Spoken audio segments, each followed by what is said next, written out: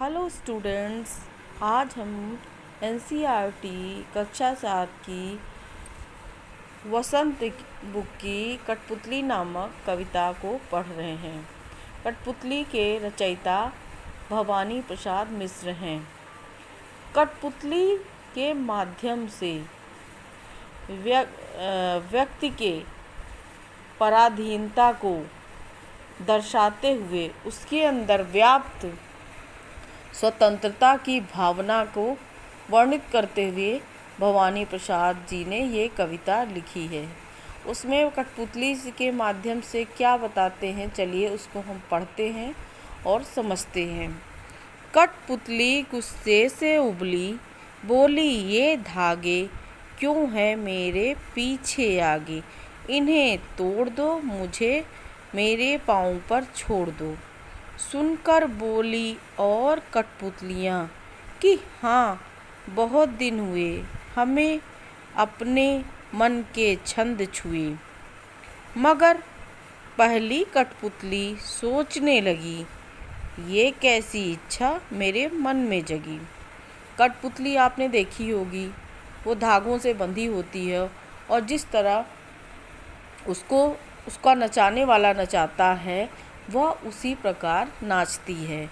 उसी तरह पराधीन व्यक्ति या पराधीन स्त्री कठपुतली के माध्यम से मुख्य रूप से तो उन्होंने स्त्री के ही भावनाओं को वर्णित किया है, लेकिन स्त्री के साथ साथ आप पराधीन व्यक्ति का भी इससे तात्पर्य ले सकते हैं।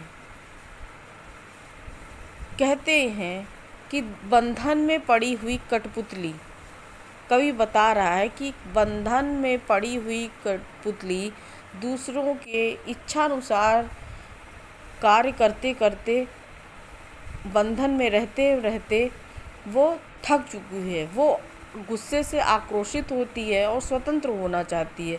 आक्रोशित या क्रोधित होते हुए कठपुतली कहती है कि ये धागे क्यों हैं मेरे पीछे आगे, इन्हें तोड़ दो मुझे मेरे पाँव पर छोड़ दो। यानी जो बंधन में वो बंधी हुई, उस बंधन को वो तोड़ना चाहती है कठपुतली और कहती है ये धागे, ये बंधन मेरे आगे पीछे क्यों बंधे हैं, इन बंधन रूपी बेड़ियों को तोड़ दो और मुझे मेरे पाँव पर छोड़ दो, यानी मुझे स्वतंत्र कर दो।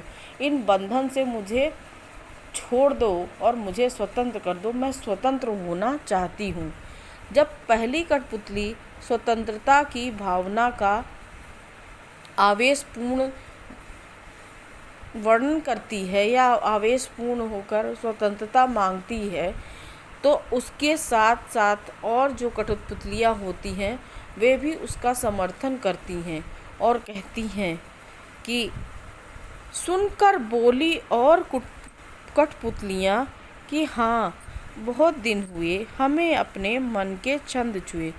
कठपुतलियाँ कहती हाँ बहुत दिन हो गए, हमने अपने हिसाब से अपना जीवन नहीं जिया या अपने मन का कुछ भी कार्य नहीं किया, हमेशा दूसरों के ही आज्ञानुसार या इच्छानुसार हमने कार्य किया, हमें स्वतंत्र कर दो, हम भी स्वतंत्र होना चाहती हैं।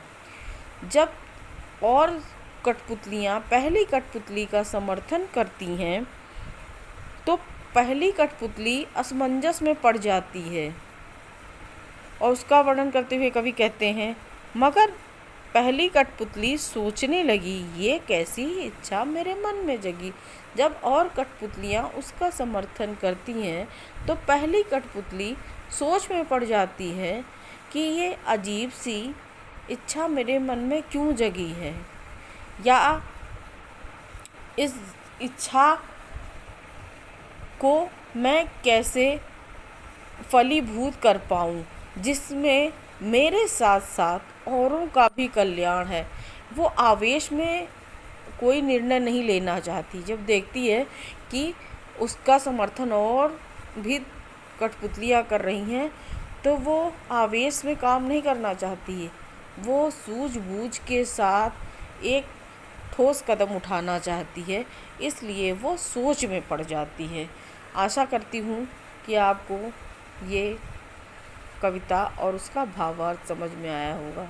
धन्यवाद।